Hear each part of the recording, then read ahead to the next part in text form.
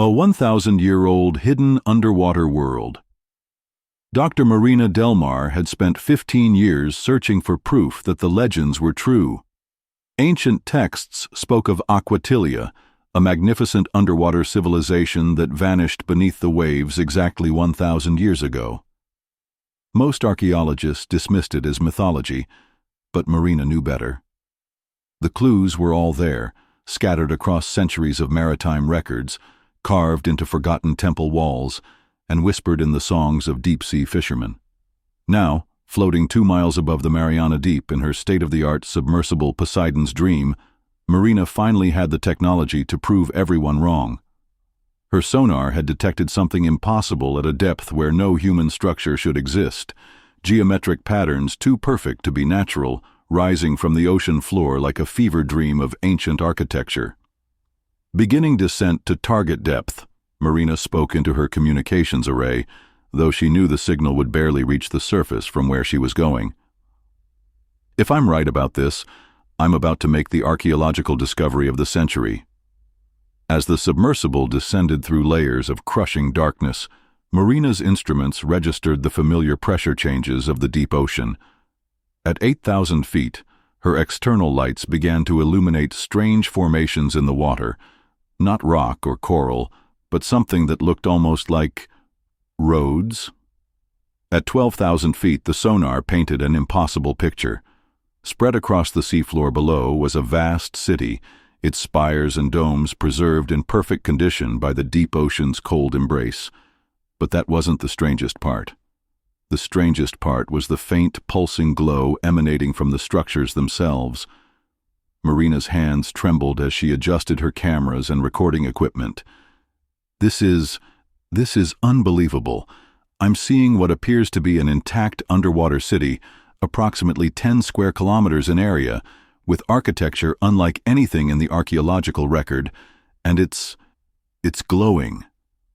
As Poseidon's Dream settled onto what appeared to be an ancient plaza, Marina got her first clear look at the lost kingdom of Aquatillia.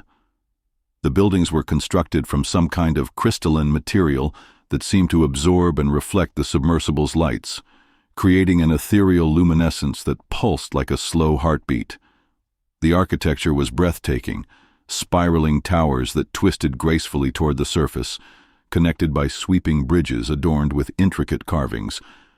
Gardens of what looked like cultivated sea anemones and kelp forests arranged in perfect geometric patterns surrounded every structure. It was as if an entire civilization had been flash-frozen in time, waiting for someone to discover its secrets. But as Marina maneuvered her submersible closer to examine the nearest building, she noticed something that made her breath catch in her throat. Movement. Shadows passing behind translucent windows, too deliberate to be fish, too organized to be random ocean currents. "That's impossible," Marina whispered, checking her instruments. At this depth, with this pressure, no human life could survive. Yet something was definitely moving within the structures. She guided Poseidon's Dream toward what appeared to be the city's center, where a massive palace rose from the seafloor, like a cathedral made of pearl and crystal. As she approached, a section of the palace wall began to iris open like a giant flower, revealing a chamber filled with breathable atmosphere, an air pocket that defied every law of physics she knew. A voice came through her communications system, speaking in perfect English with an accent she couldn't place. "Welcome, surface dweller. We have been expecting you for quite some time." Marina's heart hammered against her ribs. Who is this? How are you communicating with me?" "I am Nerion, keeper of the deep currents, and last surviving member of the Council of Aquatillia." "Please dock your vessel in our harbor. There is much we need to discuss and little time to do it." Against every protocol she'd ever learned, Marina found herself maneuvering into the impossible air-filled chamber. As her submersible settled onto a crystalline docking platform, she stared through her viewport at a sight that challenged her understanding of reality. Standing before her was a figure that was unmistakably human in basic form, but adapted for life beneath the waves. Nerion was tall and graceful, with pale blue-green skin that seemed to shimmer with its own light. Gill slits along his neck opened and closed rhythmically, and his large, dark eyes held an intelligence that spoke of centuries of accumulated wisdom.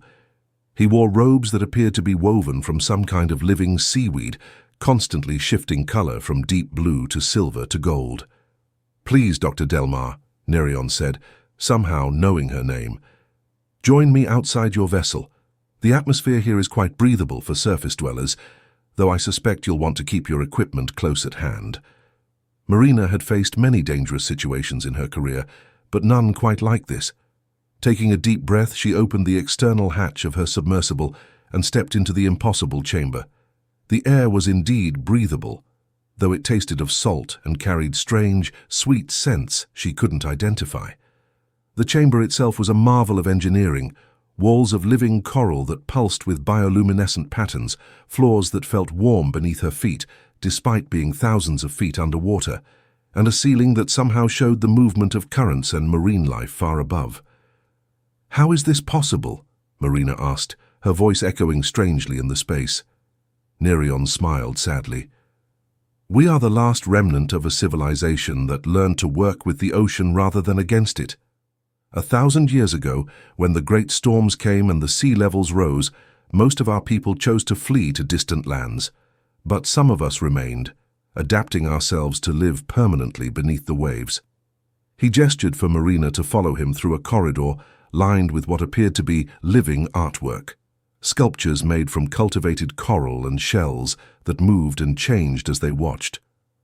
"We have maintained our city through 10 centuries of isolation," Nerion continued, "but our time is ending. The ancient technologies that allow us to survive at these depths are failing, and I am the last of my kind who remembers how to maintain them." They entered a vast library where thousands of books and scrolls were preserved in crystalline cases. But these weren't ordinary books. The pages seemed to shimmer and move, displaying images and text that changed as Marina watched. "This is our complete historical record," Nerion explained. "The story of Aquatillia, from its founding 3,000 years ago to its submersion and our subsequent adaptation to deep-sea life. We have chronicles of civilizations that vanished before yours began, scientific discoveries that your people won't make for centuries, and art forms that exist nowhere else in the universe." Marina reached toward one of the cases, and the book within responded to her presence, opening to reveal pages covered with diagrams of impossible technologies, devices that seemed to harness the power of ocean currents, methods for cultivating food in the deepest trenches, and what looked like blueprints for vessels that could travel between the deepest parts of all the world's oceans. "Why are you showing me this?" Marina asked, overwhelmed by the implications of what she was seeing. "Because," Nerion said, his expression grave, "we need your help." Marina could see what he meant. Some of the more distant buildings had gone dark, their crystalline structures showing cracks and decay. Gardens of sea life that had clearly been carefully cultivated for centuries were beginning to wither. 3 months later, Dr. Marina Delmar stood before the United Nations General Assembly, presenting evidence of the most significant archaeological discovery in human history. The crystals contained information about sustainable ocean technologies, advanced marine biology, and historical records that filled gaps in humanity's understanding of its own past.